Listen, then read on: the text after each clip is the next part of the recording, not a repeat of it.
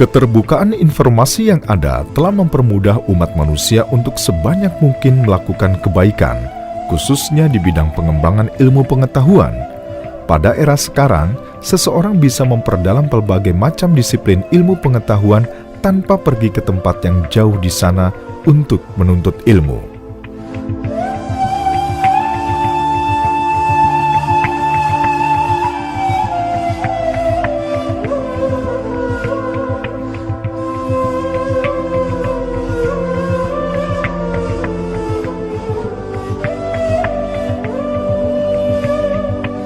Begitu juga segenap perkembangan yang ada telah mempermudah umat manusia untuk melakukan silaturahmi. Bila tidak secara fisik, silaturahmi bisa dilakukan melalui online, hingga substansi dari silaturahmi tetap terjaga dan terlaksana.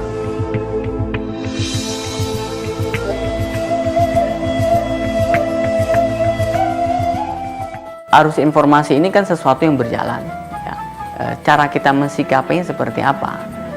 Kalau orang dalam bahasa klisenya orang bilang kita harus punya filter, harus punya penyaring tentang informasi itu.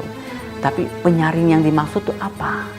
Ya, kebayang kita kalau ada penyaring, apakah yang namanya kalau kita mensaring sesuatu ampasnya kemudian terhambat oleh saringan itu?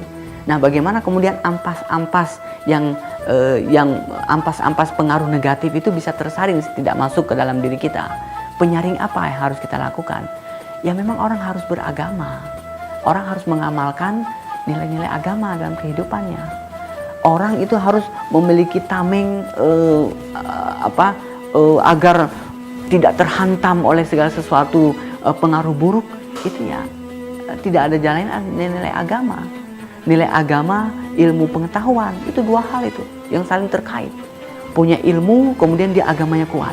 Punya pengetahuan, akidahnya bagus. Pasti itu akan menjadi filter yang sangat baik buat generasi bangsa.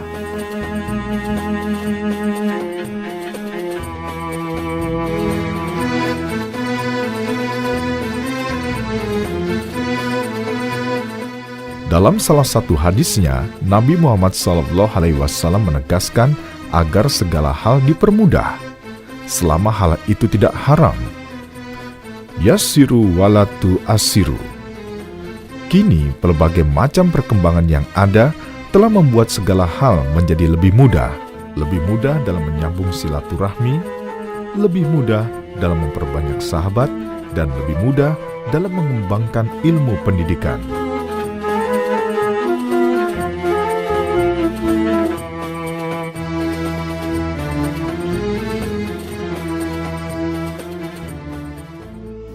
Masyarakat harus menolak itu sebagai konsumen.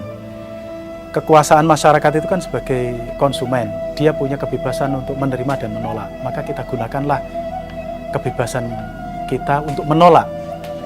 Pemerintah punya kewajiban untuk mengatur, membuat regulasi. Pemerintah berkewajiban untuk melindungi rakyatnya agar tidak diserbu secara semena-mena oleh pornografi, oleh konsumerisme, oleh teologi kebencian, oleh ide-ide tentang terorisme, radikalisme, dan sebagainya. Jadi pemerintah harus, tugas negara itu kan selain menjadi night watchman, penjaga malam agar masyarakat ini bebas dan selamat, itu juga dia bertugas untuk mengarahkan agar masyarakat ini menuju ke arah yang baik. Jadi dia juga sebagai penyuluh, bukan hanya sebagai penjaga malam.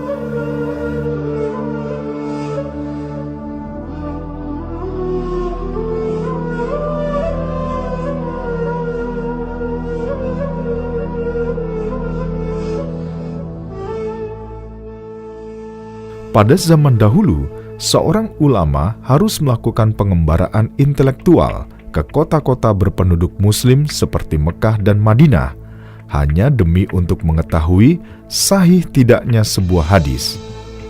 Kini dengan adanya berbagai macam kecanggihan yang ada, seseorang bisa mendapatkan yang diharapkan dari dalam rumahnya sendiri.